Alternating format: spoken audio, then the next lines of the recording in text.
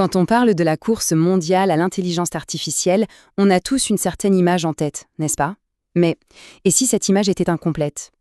Aujourd'hui, on va creuser un peu pour voir où se joue vraiment la compétition.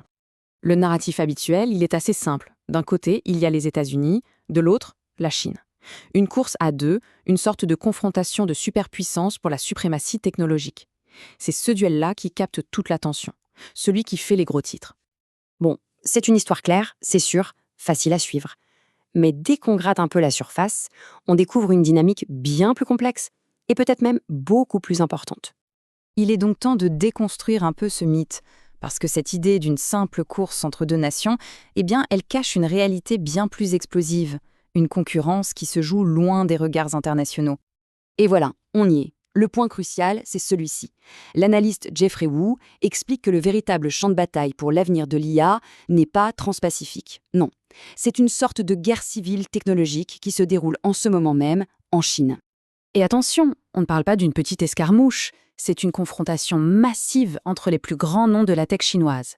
Chacun d'eux investit des milliards et mobilise de véritables armées d'ingénieurs. Ce chiffre est assez révélateur. Plus de 200 grands modèles de langage ont été développés en Chine. Ça ne sent pas la coopération, ça sent la rivalité à plein nez. Une prolifération qui montre bien à quel point la compétition est acharnée pour dominer le marché national. Et voici les principaux acteurs de cette bataille. On retrouve bien sûr les géants établis comme Alibaba, Tencent et Baidu, mais aussi des startups très prometteuses et très bien financées comme Jipu AI. Et tous se battent pour la même chose, devenir la référence de l'IA en Chine. Mais cette compétition, elle va bien au-delà du nombre d'acteurs. Il ne s'agit pas seulement de savoir qui aura le meilleur modèle. Non, c'est un véritable choc des visions, des stratégies radicalement différentes sur la manière de construire l'avenir de l'IA. On a là deux philosophies qui s'affrontent. D'un côté, il y a Baidu, avec son approche full stack. C'est un peu le modèle Apple, un jardin clos où tout est contrôlé en interne pour une optimisation maximale. Et de l'autre, on a Alibaba, qui mise tout sur une plateforme ouverte. Un peu à la Android, en espérant que des milliers de développeurs s'emparent de leurs outils pour créer un écosystème immense. Cette citation résume parfaitement l'enjeu. On ne parle pas juste de tactique commerciale, c'est un débat de fond sur la nature même de la future infrastructure numérique. Le vainqueur n'emportera pas seulement des parts de marché, il imposera sa vision du monde. Alors on pourrait se demander, pourquoi cette bataille interne à la Chine devrait-elle nous intéresser ? Eh bien tout simplement parce que ses conséquences, elles, seront bel et bien mondiales.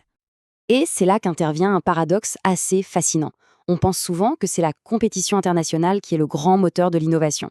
Mais en réalité, c'est peut-être cette guerre interne, cette lutte acharnée pour la survie sur son propre marché, qui pourrait s'avérer être le catalyseur le plus puissant pour l'IA chinoise. C'est un concept économique bien connu, la destruction créatrice. En gros, cette compétition féroce élimine les acteurs les plus faibles et force les survivants à innover à un rythme effréné. Le résultat final, eh bien, ça pourrait être un champion national incroyablement résilient et à la pointe de la technologie. Et c'est ça, le point absolument crucial. L'entreprise qui sortira victorieuse de cette arène ultra compétitive sera, aguerrie. Elle aura non seulement conquis le marché chinois, mais elle sera aussi prête à affronter n'importe quel concurrent sur la scène mondiale, y compris les géants américains. Ce qui nous laisse avec cette question en suspens. L'attention du monde est peut-être focalisée sur la ligne de départ internationale, mais le véritable vainqueur est peut-être en train de se forger en ce moment même, dans le feu d'une compétition nationale que très peu de gens observent. Seul l'avenir nous le dira.